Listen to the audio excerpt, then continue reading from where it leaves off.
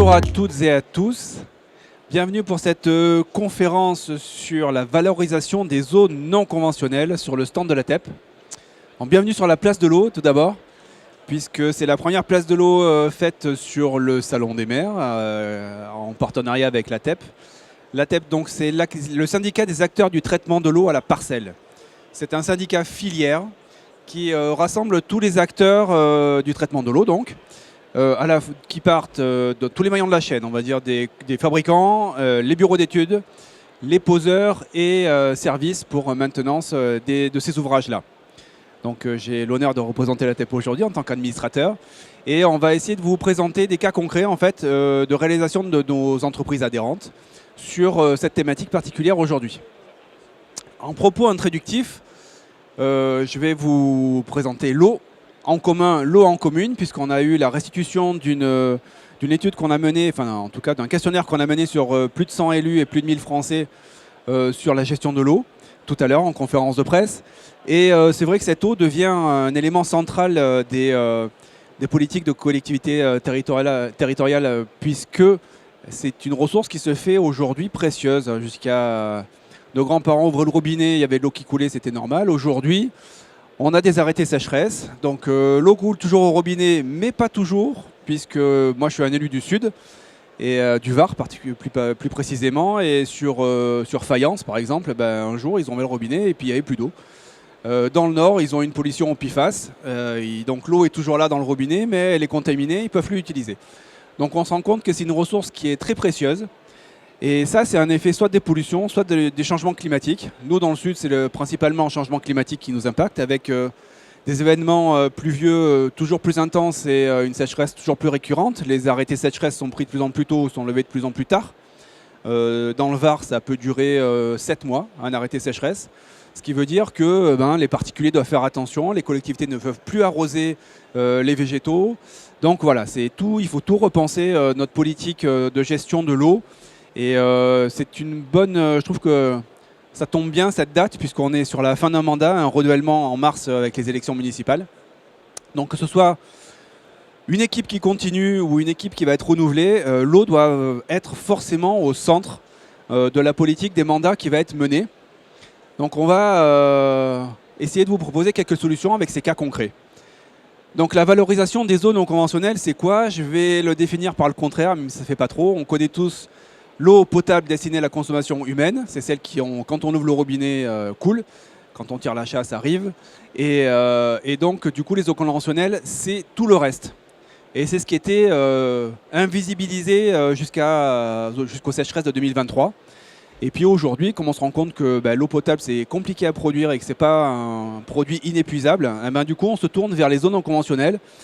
Et donc, ça va être les eaux usées traitées, les eaux de pluie, toutes ces eaux différentes qui pourraient correspondre aujourd'hui à un autre usage. Parce que dans la définition de l'eau potable destinée à la consommation humaine, on a un seul usage qui est sur la fin de la terminologie, destiné à la consommation humaine. Et donc c'est dommage d'utiliser cette eau-là pour arroser son jardin, c'est dommage de l'utiliser pour tirer la chasse des toilettes, c'est dommage de l'utiliser pour laver sa voiture. Et donc en relation avec les ministères et donc la TEP a poussé à ce qu'on puisse définir différents usages auxquels correspondraient différents types d'eau. Parce qu'on n'a pas besoin d'eau potable pour laver sa voiture, typiquement. Donc ça permettrait de garantir de l'eau pour tous et pour tous les usages. Pourquoi pour tous? Parce que si on vient limiter le prélèvement sur la nappe, ou en tout cas sur la ressource en eau potable, eh bien, on la libère pour ce pourquoi elle est faite. Ça vient optimiser la disponibilité de la ressource en valorisant des eaux non conventionnelles. Donc c'est ce que je viens de vous expliquer, des eaux qui étaient jusqu'à présent peu visibles. Et ça pourrait aussi rentrer dans les démarches de communes exemplaires. Et puis ça peut répondre surtout à des fois nos obligations qui sont dans les PCAET, les plans climat air énergie territoriaux, où on s'engage sur bien sûr des diminutions de consommation d'énergie, mais aussi des diminutions de consommation d'eau. Donc du coup, c'est un levier intéressant au niveau des collectivités pour venir substituer, et c'est là le plus intéressant, substituer des usages à l'eau potable, pour la préserver justement. Il y a des freins réglementaires qui ont été levés il n'y a pas longtemps, parce que jusqu'à présent, comme on disait, l'eau coulait au robinet, puis là, elle ne coule plus, donc l'État a été un petit peu forcé on va dire, de prendre des arrêtés pour lever des freins qu'on avait. Donc un qui me concerne directement, puisque dans ma profession, en parallèle d'être élu, je m'occupe des vidangeurs dans le sud. Et donc ça faisait très longtemps que je me battais avec l'ARS pour dire déboucher des canalisations d'eau usée. Vous m'obligez à le faire avec de l'eau potable. C'est un non-sens. Pourquoi? Parce que je débouche mes canalisations d'eau usée avec de l'eau potable ou du rosé, parce qu'on produit beaucoup de rosé en Provence, eh ben c'est pareil, s'il y a nébulisation, la nébulisation sera forcément contaminée par les réseaux que je suis en train de déboucher. Donc ça a été levé il n'y a pas longtemps, en septembre 2025. Et on peut utiliser maintenant, par exemple, l'eau usée traitée des stations d'épuration pour faire tout ce qui est l'hydrocurage et le remplissage des ouvrages d'ANC, mais aussi côté collectivité, le nettoyage des voiries avec les balayeuses, le nettoyage des quais de déchetterie. Donc ça c'est intéressant parce que c'est un levier facile de substitution qui demande très peu d'investissement. On a quasiment tous des stations d'épuration sur nos collectivités. Et il suffit de rajouter une borne et puis on peut faire le plein des balayeuses avec. Donc là c'est un levier qui est super facile à mettre en place. Ça c'est les usages urbains et agricoles des eaux usées traitées. Après on a des usages domestiques aussi qui ont été levés pour l'eau de pluie. Et les collègues tout à l'heure, donc adhérents de la TEB, vont le présenter. Pour l'usage de l'eau de pluie, alors ça reste contraignant parce qu'il faut un réseau séparatif. Mais en revanche, l'eau de pluie pour arroser le jardin, c'est pas utile parce qu'on va consommer ça, on va consommer quelques centaines de litres pour l'été pour arroser son jardin. Mais après, hop, une fois la belle saison passée, ben on n'utilise plus les 300 litres qui sont au pied des gouttières. Alors que si on fait rentrer l'eau de pluie dans la maison, eh ben on a un usage journalier, 365 jours par an, et petit à petit. Et au final, ça fait une grosse différence. Et ensuite, on a aussi des usages pour les eaux grises. Alors, ça va vous être présenté tout à l'heure sur des plus gros bâtiments comme des gymnases, par exemple, ou une caserne de pompiers. Je crois que c'est l'exemple tout à l'heure. Alicia, c'est ça, hein, du coup. Et les autres piscines collectives. Donc, du coup, l'État a aussi structuré des offres autour d'un guichet unique pour le dépôt des dossiers qui va passer par le préfet du département, comme souvent. Un chef de projet et un accompagnement par France Expérimentation pour les dossiers innovants. Donc ça c'est intéressant parce que ça permet des fois, on a des freins, on vous dit non, ça ne rentre pas dans le cadre de la réglementation, vous êtes hors les clous, vous ne pouvez pas faire ça. Eh bien, des fois quand l'intérêt est là, est fort et puissant, on peut passer par France Expérimentation et on peut du coup tester cette solution et si c'est concluant, ce qui est super intéressant, ensuite c'est de la dupliquer sur d'autres collectivités. Donc on va terminer par quelques idées pour vos projets de mandat. Donc intégrer une étude de faisabilité de la valorisation des zones non conventionnelles pour tous les projets dans les nouveaux bâtiments, parce que comme je vous ai dit, c'est plus facile de faire ça sur du bâtiment neuf, de prévoir, quand on fait le terrassement pour un nouveau bâtiment, prendre 1 heure pour faire un coup de godet pour enterrer une cuve, le coût est ridicule, alors que si on a déjà tout goudronné et qu'on a tous les espaces végétaux qui sont là, c'est plus compliqué. Et puis aussi pour les adductions, quand il y a double adduction d'eau pour l'eau de pluie, c'est beaucoup plus facile quand le bâtiment n'est pas sorti de terre de le prévoir que de faire ça sur la réhabilitation. Récupérer et utiliser l'eau de pluie dans les écoles maternelles et primaires. Pourquoi? Parce que c'est pour les sanitaires typiquement. On passe énormément d'eau dans les écoles. Donc là, si on peut mettre en place une solution qui récupère les eaux tout au long de l'année, c'est très intéressant. Récupérer l'eau de pluie sur les bâtiments communaux pour l'arrosage, puisque du coup, mine de rien, on a tous des espaces verts qu'il faut arroser, et si on peut le faire avec l'eau de pluie quand elle tombe, c'est plus intéressant. Recycler les eaux grises dans les logements collectifs et infrastructures sportives. Donc là, on est sur des volumes plus importants, mais ça permet, notamment sur des bâtiments communaux, on a une grande consommation pour l'hygiène, notamment les douches. Donc c'est pour ça qu'on cite les gymnases ou la caserne des pompiers tout à l'heure. Et bien du coup, on peut recycler ces eaux grises en phytoépuration. Ça vous sera présenté tout à l'heure par Alexia. Et bien sûr, on reste sur le volet de communication, toujours informer nos concitoyens. Ça ne mange pas de pain et petit à petit, on réussira à convaincre de plus en plus de gens. Et par l'exemple, comme toujours, c'est ce qu'ils vont faire les habitudes de demain.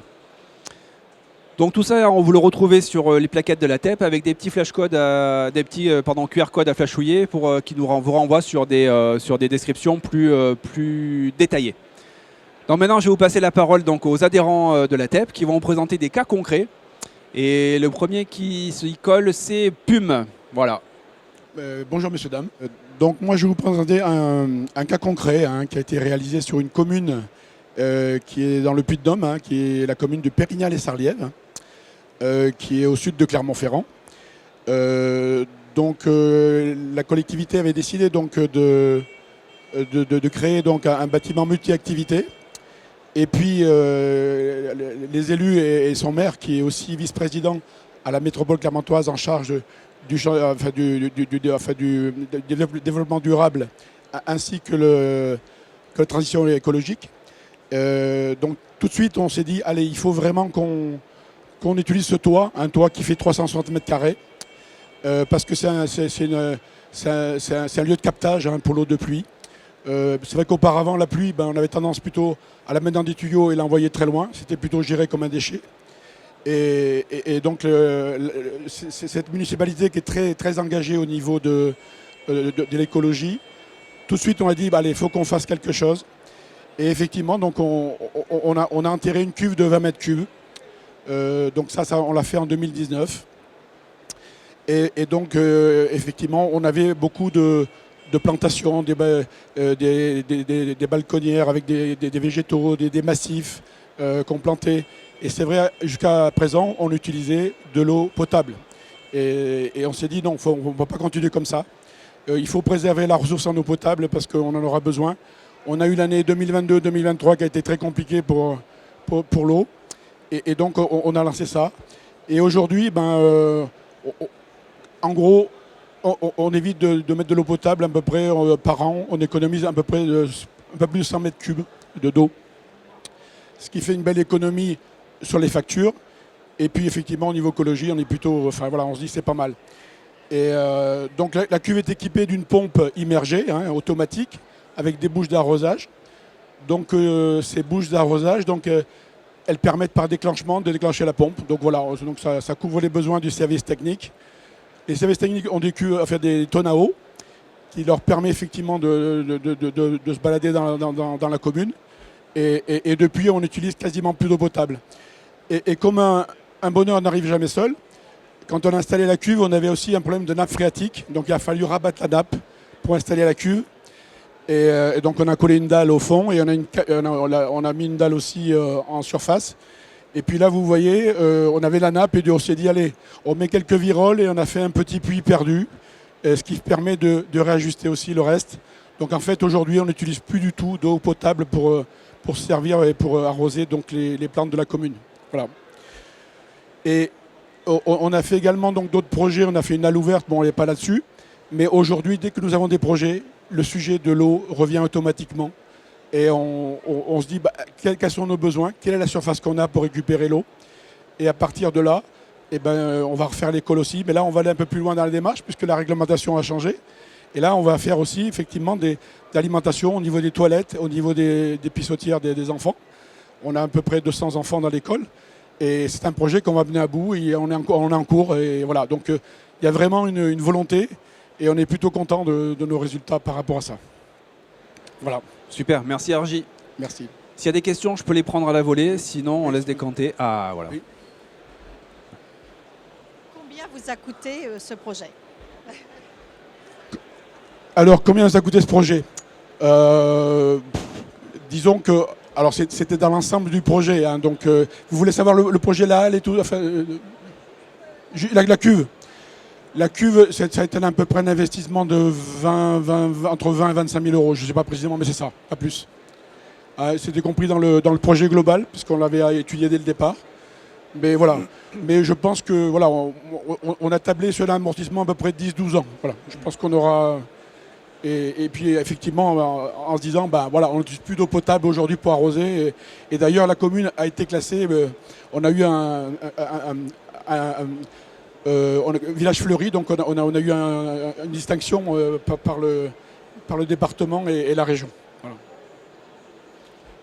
Très bien. D'autres questions? D'autres questions? Pas de questions. Merci, je passe la parole. Le volume? Le volume de quoi? Ah, le volume d'eau? Archi, c'est combien? 20 mètres cubes. 20 mètres cubes, c'est bien ce qui me semblait. 20 mètres cubes.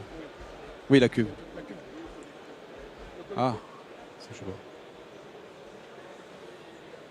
Donc là, c'est intéressant parce qu'on voit que c'est un projet où on vient utiliser une eau différente. C'est-à-dire que pour arroser, au lieu d'utiliser l'eau potable, on utilise l'eau gratuite qui tombe du ciel.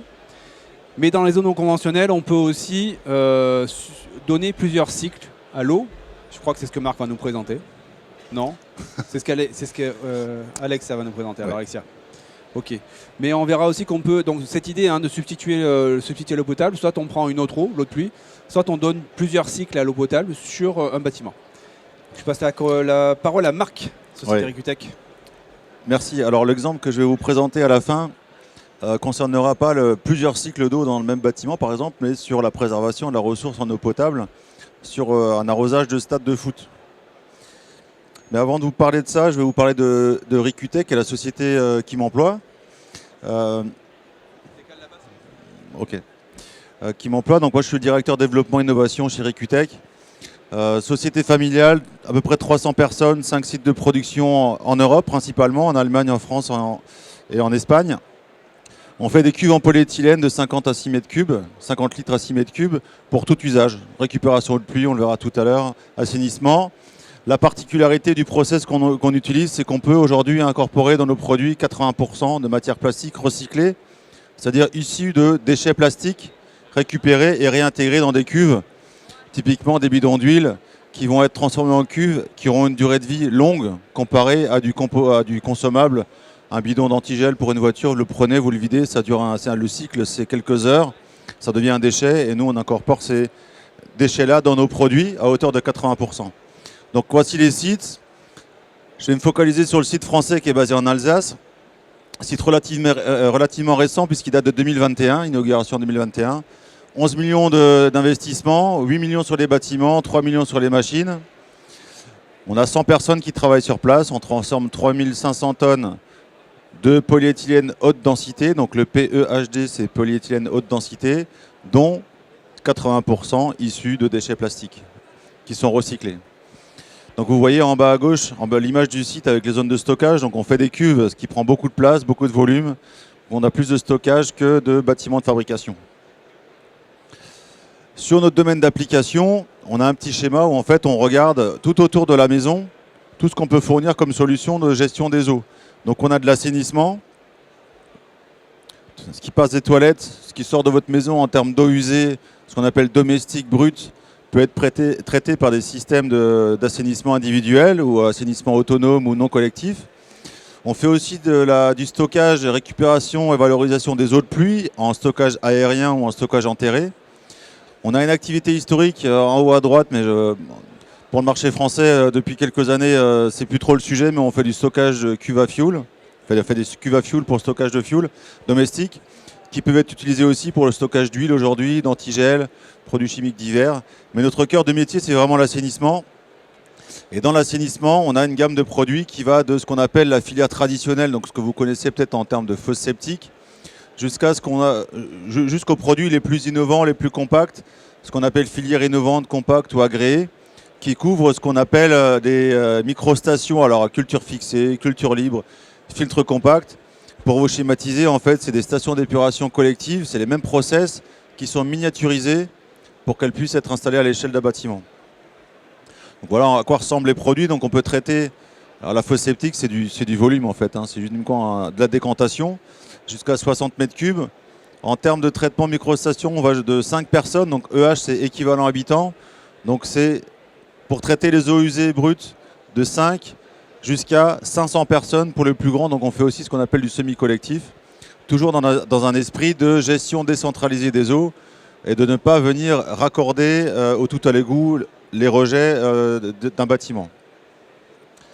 Voilà quelques images de nos produits qui sont mis en œuvre. Donc vous avez, alors c'est très focalisé Grand Est puisque c'est un peu de là d'où on vient. Donc j'ai pris des exemples dans les Vosges, dans la Marne, en Alsace, sur des produits mis en œuvre, sur des maisons de vacances, sur des fosses septiques avec son épandage à côté. Donc on voit l'emprise en fait de l'épandage par rapport à un produit compact, celui-ci ou celui-ci ici. Il y a quand même une nette différence d'emprise au sol et ça permet de répondre aussi aux enjeux fonciers qu'on rencontre aujourd'hui, puisqu'en fait les parcelles sont de plus en plus petites et il y a moins en moins de place en fait. Alors déjà, il y a moins de place au global et on se rend compte que les usagers particuliers souhaitent faire aussi autre chose de leur terrain que d'avoir un épandage. Ils veulent avoir une terrasse, peut-être un peu de piscine, un trampoline, un peu de potager. Donc ce qui fait que la place encore disponible pour faire de l'assainissement se réduit et les systèmes compacts sont pertinents. On fait aussi bien sûr du semi-collectif. Tout à l'heure je vous parlais de 500 personnes. On fait de l'équipement de plein air à droite. C'est un camping qu'on a équipé dans l'Hérault au mois d'avril cette année, avec la fosse septique qui est 60 mètres cubes sur la droite. Et puis ensuite, on a une batterie de filtres compacts où l'eau va venir ruisseler au travers pour venir se faire traiter et enlever la charge organique. Et on a sur la gauche ce qu'on appelle une microstation. Donc c'est un système compact monobloc qui va venir traiter les eaux d'un hôtel-restaurant, encore une fois dans le Grand Est. Donc ça, sur la partie assainissement. On a aussi une activité qui est gestion des eaux de pluie au pluvial, où là, alors je ne vais pas vous lire, vous l'avez devant les yeux, mais on a une panoplie de possibilités qui vont du stockage brut au stockage régulation, à la réserve incendie, aux autres process, irrigation. Et on y arrive avec différents types de produits, avec du stockage aérien de 500 à 3000 litres. On avait ce matin tout à l'heure un exemple de mise en œuvre de désimperméabilisation d'une cour d'école avec une récupération des eaux de pluie faite avec une cuve aérienne de 3000 litres. Donc c'est des choses qui sont pour des communes plutôt simples à mettre en œuvre puisqu'il n'y a pas besoin de terrasser, il y a juste à poser une cuve, raccorder la gouttière et derrière on peut venir soit rejeter le trop-plein au milieu naturel ou alors venir réutiliser ce qui est stocké pour alimenter les toilettes. On fait du stockage enterré jusqu'à 65 mètres cubes. On fait aussi de la régulation de débit. Et ça, c'est un sujet de plus en plus important pour les collectivités, c'est venir réguler les flux pour venir éviter d'avoir des phénomènes de ruissellement destructeurs. Donc là, l'idée, c'est de capter le volume et de le rejeter à un volume prédéterminé. Donc c'est le plan local d'urbanisme en général qui détermine le débit souhaité en fonction du secteur dans lequel vous êtes. Et enfin, on a une dernière gamme de produits ou de cuves qui est plutôt destinée à la fois à l'habitation individuelle, mais aussi pour répondre aux enjeux d'un plan local d'urbanisme. C'est la cuve double fonction qui fait les deux, c'est-à-dire qu'elle fait de la rétention-régulation de débit, mais elle garde un volume disponible pour l'usager, pour ses toilettes. Donc en gros, la partie supérieure, pour schématiser, en fait, la partie supérieure du stockage est dédiée à être régulée et rejetée avec un débit contrôlé, et la partie inférieure reste pour un usage interne au bâtiment. Maintenant, si j'en viens aux quelques exemples, quelques images, histoire de vous voir un peu à quoi ça sert. Alors les cuves irrigation de terrain de sport, on fait aussi du stockage d'eau potable. Alors c'est pas l'eau potable au sens eau de réseau, c'est eau potable en montagne, c'est-à-dire eau de source captée pour venir alimenter un gîte. On a équipé l'aéroport Charles de Gaulle également avec 2 cuves de 60 mètres cubes pour alimenter les toilettes. On fait aussi du stockage particulier. De plus en plus, on se rend compte qu'on a une séparation à la source des flux. Et aujourd'hui, on stocke aussi 100% d'urine dans les bâtiments. Donc là, le chantier, c'était sur Paris, un bâtiment où il y a une séparation à la source dans les toilettes. Et on vient venir récupérer les urines dans le but de les transformer en engrais derrière. Donc il y a aussi là de plus en plus de besoin de venir équiper même des zones urbaines en cuve parce qu'on veut séparer les flux. Maintenant, sur l'exemple de mise en œuvre de solution, c'est la commune de Drulingen, alors en Alsace, qui a un stade de foot, une équipe pas trop mauvaise en foot, plutôt bien classée. Et donc le terrain de foot, c'est quand même un enjeu d'entretien. Il faut que la pelouse soit belle, il faut qu'elle soit bien entretenue. Et la commune estimait qu'il fallait à peu près par cycle d'arrosage une 30aine de mètres cubes. Le forage existant alimentant l'arrosage n'était pas suffisant. Donc ce que la mairie a décidé, c'est de mettre en place un forage un peu plus puissant, mais d'équiper ce forage de cuves de récupération. Donc on a des pompes qui vont venir pomper l'eau dans le forage, remplir des cuves qui vont permettre de venir arroser le terrain de foot, mais qui vont aussi permettre à la commune d'avoir un gisement d'eau disponible pour venir arroser les espaces verts, les fleurs, les massifs fleuris. Et ce qui a permis... Donc voilà, vous avez les images des 2 cuves. Alors ça reste 2 cuves enterrées qui sont raccordées. C'est pas très compliqué à mettre en œuvre. Et au final, vous avez une économie à la fois sur la facture d'eau, qui se chiffre à peu près à 5 000 € par an, mais vous avez aussi et surtout, et ça on ne l'avait pas forcément identifié en allant interroger le maire de Drulingen, c'est qu'il y a une économie sur les frais d'entretien du stade, puisque vous êtes en mesure de venir arroser votre terrain de foot ou arroser votre espace vert quand il en a besoin. Vous avez moins de frais curatifs, de gazon cramé, de zones qui sont plus du tout engazonnées. Et donc au global, il y a quand même une économie annuelle de 8 000 € par an sur un projet global qui se chiffre à la fois sur les cuves, le système d'arrosage, le forage, les pompes, le clôturage, de l'ordre de 250 à 300 000 €. Donc effectivement, ce n'est pas avec les 8 000 € là que les 300 000 vont être remboursés rapidement, mais ça rentre dans une logique de gestion citoyenne de l'eau.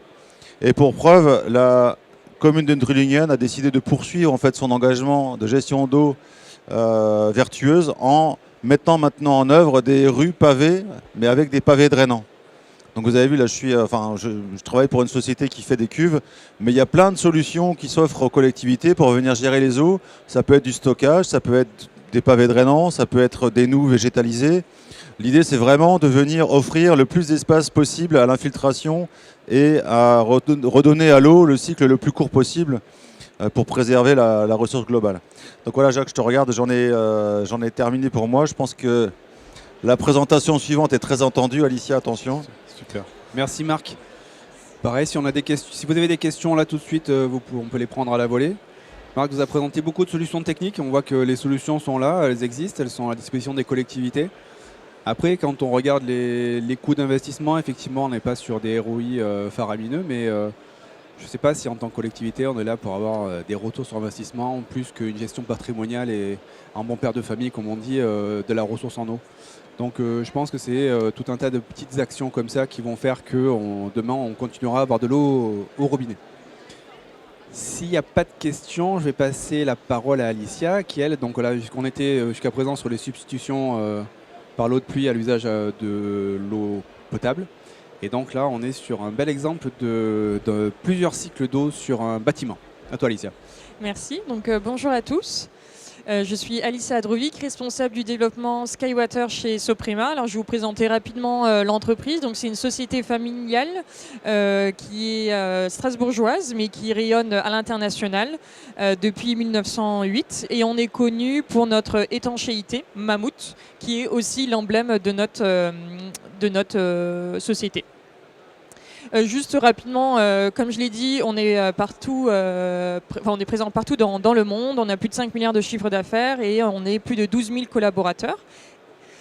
On a différentes solutions et métiers. Comme je l'ai dit juste avant, on est spécialiste dans l'étanchéité, l'isolation, mais aussi lanterneau et surtout de la fonctionnalisation de la toiture, notamment par de la végétalisation, de la gestion de l'eau, de l'étanchéité photovoltaïque, du cool roof, des terrasses. Et on a également des distributeurs de matériaux. On a aussi des équipes de pose qui vont installer nos solutions. Et moi, je vais vous présenter aujourd'hui la solution de récupération et traitement des eaux grises en phytotoiture, donc en toiture. Donc Soprema s'est adossé à Aquatiris, donc c'est notre partenaire, eux qui sont spécialistes de phytoépuration au sol. Et donc finalement, on a combiné nos deux compétences toiture et phytoépuration pour avoir une solution de traitement en toiture. Et donc bien sûr, c'est des solutions plutôt en centre urbain, parce qu'effectivement, si on a de l'espace, on va plutôt le faire au sol qu'en toiture. Donc ça a commencé en 2021, donc on a breveté une solution. On a commencé tout d'abord avec un prototype de 16 mètres carrés sur le toit de notre ancien siège. Et en 2022, on a eu la possibilité de mettre 128 mètres carrés de Skywater Clear au-dessus du toit de notre cantine. Et donc, on traite les eaux de notre cantine, donc les eaux de cuisine. On récupère les eaux des lave-mains, les eaux des douches des employés. Et on les traite en toiture. Je vais vous expliquer juste après comment le procédé se comporte. Mais juste à titre d'information, aujourd'hui, un citoyen français consomme en moyenne 150 litres par jour et par personne. Et si on décompose sa consommation, on consomme en moyenne 60 litres d'eau par jour pour les douches. Et c'est vraiment cette eau utilisée pour les douches qui est notre gisement d'eau qu'on peut récupérer et revaloriser derrière. Donc ça représente à peu près 40% de notre consommation d'eau potable. Donc l'objectif, c'est d'avoir de réutiliser en fait cette eau au lieu de l'envoyer vers les réseaux, de pouvoir la réutiliser. Donc un petit contexte réglementaire, ça a été dit juste avant. Le 12 juillet 2024, on a eu un assouplissement de la réglementation qui aujourd'hui du coup nous permet de récupérer les eaux de lave-main, les eaux de douche, les eaux de lave-linge pour les réutiliser pour les toilettes, l'arrosage, les fontaines décoratives et le lavage des véhicules et des espaces extérieurs. Bien sûr, lorsque le maître d'ouvrage met en place ces solutions, il s'engage à faire une déclaration auprès du préfet à valider le traitement donc, par des analyses, à faire de l'autosurveillance et bien entendu de l'entretien et de la maintenance pour avoir une solution pérenne sur le long terme. Donc comment fonctionne cette solution de phytoépuration SkyWater Clear? Donc on a 5 étapes clés. La première, bien sûr, c'est la collecte des eaux grises, donc des douches et des lavabos. On aura une préfiltration, on va séparer les solides et les liquides. Ensuite, on a un poste de relevage qui va renvoyer l'eau en toiture, donc sur cette fameuse phytoépuration. On a un temps de séjour qui varie entre 8 et 10 heures. Et une fois que ce temps de séjour est passé, on va renvoyer ces eaux qui vont être stockées, puis traitées dans le local technique. Notamment, en fait, avoir différentes filtrations pour répondre à la réglementation qui nous demande une certaine qualité d'eau et vraiment pour répondre à cette réglementation. Et ensuite, on va distribuer cette eau traitée vers les chasses d'eau et l'arrosage des espaces verts ou le nettoyage des véhicules, par exemple. Donc justement, on a un chantier à Paris, à Saint-Denis, pour une caserne des pompiers. Donc c'est dans le cadre de la phase héritage des JO où on a pu mettre en place cette solution. Donc on a 25 espèces de végétaux sur la toiture, 20 cm de substrat. Bien sûr, c'est un substrat spécifique phytoépuration qui est différent des toitures végétalisées classiques. On a une oxygénation par épandage grâce à des asperceurs. Donc finalement, c'est, une irrigation qui est différente comparée à de l'irrigation de toitures végétalisées. Et ce qui est aussi intéressant, c'est que c'est un bassin étanche indépendant de la toiture terrasse. Donc comme je l'ai dit juste avant, nous on est spécialiste d'étanchéité. Et donc on a vraiment voulu séparer l'étanchéité classique de la toiture terrasse à ce bassin.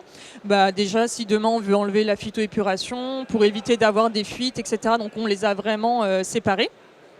Plusieurs avantages, bien sûr. C'est une solution fondée sur la nature. Bien sûr, le retour de la biodiversité.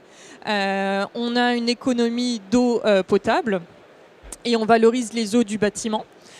Création des îlots de fraîcheur urbains. Je pense que vous êtes tous conscients que lorsqu'on a des espaces végétalisés, on a vraiment du rafraîchissement. Encore plus pour ces solutions-là, parce que finalement, c'est une toiture qui est arrosée tous les jours. Donc tous les jours, la toiture, elle va recevoir de l'eau. Donc elle sera vraiment verte et qui va vraiment bien pousser. Et donc, forcément, c'est une valorisation paysagère et esthétique de la toiture. Je l'ai dit juste avant, bien sûr, il faut de l'entretien et de la maintenance pour ce type de solution. Donc, on a 2 types d'entretien et maintenance. Bien sûr, tout ce qui est au niveau du local technique, avec la filtration, le pompage, la distribution. Donc, on a un passage d'un pompier environ 4 fois par an qui est nécessaire. Et pareil pour la végétation, comme je l'ai dit juste avant, si on n'entretient pas la végétation, vu qu'elle reçoit beaucoup de nutriments, beaucoup d'eau, à un moment donné, ça devient une jungle. Donc il faut quand même pouvoir gérer cette végétation et éviter qu'elle pousse un peu trop souvent. Alors c'est des estimations parce que aujourd'hui on a quelques projets, c'est toujours en retour d'expérience, donc on essaye d'apprendre des chantiers déjà réalisés. Mais voilà, en moyenne c'est à peu près 4 fois par an. Comme je l'ai dit juste avant, donc ça c'est alors, je suis passée un peu vite sur la première photo, mais ici c'est du coup la caserne des pompiers. Donc ici c'est une toiture végétalisée classique, et là c'est les 2 bassins de phytoépuration. J'aime beaucoup cette photo. Pourquoi ? Parce que on voit la toiture végétalisée. Alors cette photo a été prise cet été, fin juin, début juillet, grosse canicule, et on voit que la toiture végétalisée, elle a eu un petit coup de chaud. Tout à fait normal, Je veux dire, une toiture végétalisée, elle change de couleur au fil des saisons.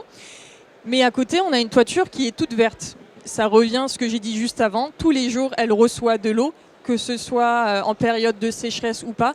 En fait, on n'a pas d'arrêté sécheresse. Même s'il pleut ou il pleut pas, elle a toujours de l'eau. Donc, elle a quand même un aspect plutôt beau. Et donc ça, c'est notre phytoépuration sur le toit de notre cantine donc, à Strasbourg.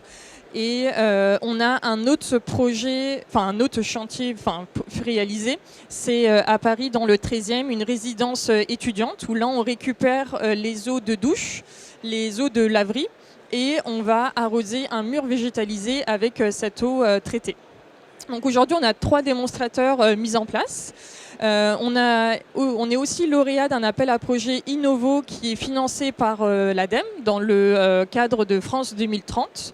Et donc, on a 5 ans d'études où on va vraiment faire des études hydrauliques pour vraiment comprendre tout le fil d'eau de la goutte, en fait, entre quand elle sort de nos douches et lorsqu'elle va réintroduire le bâtiment.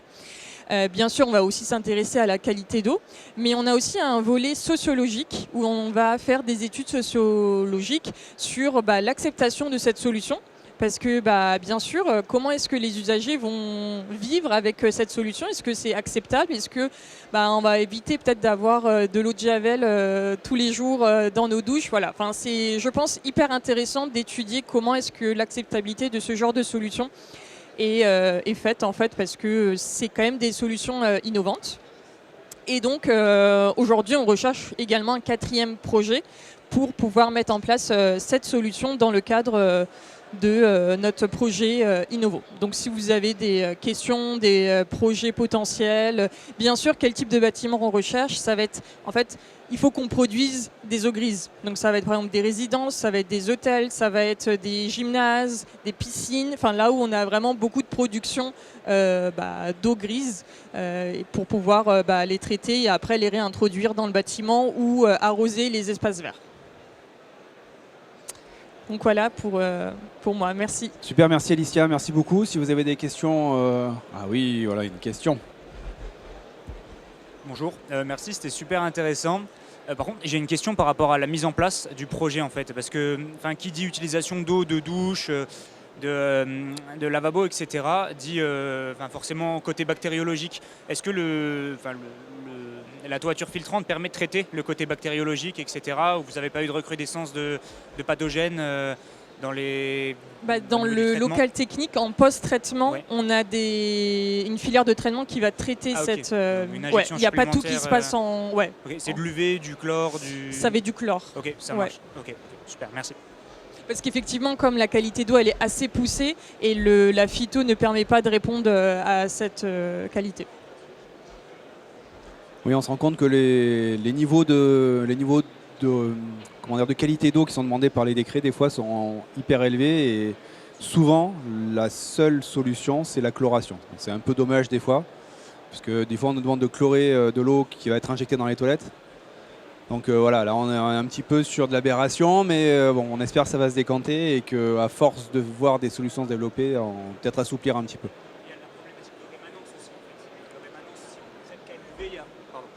Si on traite qu'à l'UV derrière, il y a la problématique de rémanence aussi, de redéveloppement bactérien. Donc, je pense qu'au vu des réglementations, on est obligé de traiter avec du chlore pour éviter cette recrudescence totale. Merci. Est-ce qu'il y a d'autres questions, bien sûr? Moi, c'était par rapport au fait de récupérer les eaux de douche, etc. Donc, on utilise des gels de douche, des produits, puis des produits détergents aussi pour nettoyer. Est-ce que les plantes, elles réussissent à... Enfin, en tout cas, les bactéries, je crois que c'est les bactéries qui sont sur les racines des plantes plutôt qui...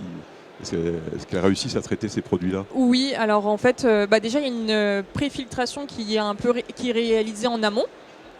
Et après, les plantes, les bactéries qui sont en toiture, ça les dérange pas tant que ça. Alors, comme je dis, c'est à une certaine mesure. C'est sûr que si on vide de bidons de javel, c'est pas très bon pour les plantes. Mais aujourd'hui, en retour d'expérience, on n'a vraiment pas eu de problématique. J'allais dire, c'est assez dilué quand même, tous ces savons qu'on met. On a quand même beaucoup d'eau propre qui coule en même temps, donc le niveau il n'est pas heureusement assez élevé pour avoir une problématique sur les plantes. C'est intéressant et effectivement je pense qu'il y a des habitudes à changer. Les gens qui sont en ANC le savent bien, hein, quand on a une fosse septique, on n'est pas tout le temps en train d'utiliser des bactéricides. Et je pense que du coup voilà, c'est des habitudes à prendre qui vont être prises, ça va demander un petit peu de temps, mais si on est sur de la phytoépuration pour les eaux grises, effectivement il y a des habitudes qui vont être prises. Moi, j'aime bien la solution qui est présentée par Alicia parce qu'elle coche quand même beaucoup de cases dans l'innovation des nouvelles eaux, en fait, puisqu'on est à la fois sur du recyclage de grise par phytoépuration. La phytoépuration, ça existe depuis très longtemps, même pour les eaux brutes. Mais là, on vient l'associer en toiture. Et donc, du coup, voilà, je trouve que c'est assez intéressant. On revégétalise des toits, on réintroduit de la nature dans les milieux urbains. Donc, voilà, c'est une solution qui est assez sympa. Et du coup, je remarque encore une fois, j'en discutais avec le Céréman tout à l'heure qui était là à la table à côté. On est parti d'un pilote à nouveau. Donc j'insiste à nouveau sur ce projet enfin justement sur cette notion de projet pilote, parce que souvent il y a les industriels qui ont des bonnes idées et malheureusement on sort un peu des cadres, on n'est pas dans les cadres habituels, donc on nous dit bah non, vous n'avez pas le droit de le faire. Mais voilà, quand on est une collectivité et qu'on peut s'adosser à France Projet Pilote derrière, bah, ça permet d'avoir quelque chose qui fonctionne et qui est ensuite duplicable. Et ça c'est vraiment super intéressant. Et donc voilà, j'ai bien aimé aussi le diagramme où elle montre que bah, la majorité des eaux grises, c'est les eaux de douche. Et donc, c'est une approche pragmatique. Et j'aime bien ça parce que voilà, on va traiter d'abord ce qui donne le plus d'eau grise, c'est les douches. Et ensuite, au fur et à mesure de notre éducation à la gestion patrimoniale de l'eau, on ira vers les gisements qui sont peut-être plus modestes, mais qui finiront de boucler la boucle. Donc voilà. S'il n'y a plus de questions, s'il y a encore une petite question, super. Non, c'est la même question que tout à l'heure, le coût global, même un peu à la louche. Alors aujourd'hui, on n'a pas une solution industrialisée encore, hein. On espère au bout des 5 ans. Après, il faut compter à peu près 1 000 € du mètre carré en toiture, plus un local technique, où je dis, alors grosse maille, hein, à peu près 10 000 € le local technique. Donc on est quand même sur des investissements assez importants. Mais là, c'est du coup sans industrialisation parce qu'aujourd'hui, on n'a pas encore du coup, la solution industrialisée. Mais d'ici 5 ans, j'espère qu'on aura vraiment une solution standard, si je puis dire. Et du coup, les prix seront plus bas.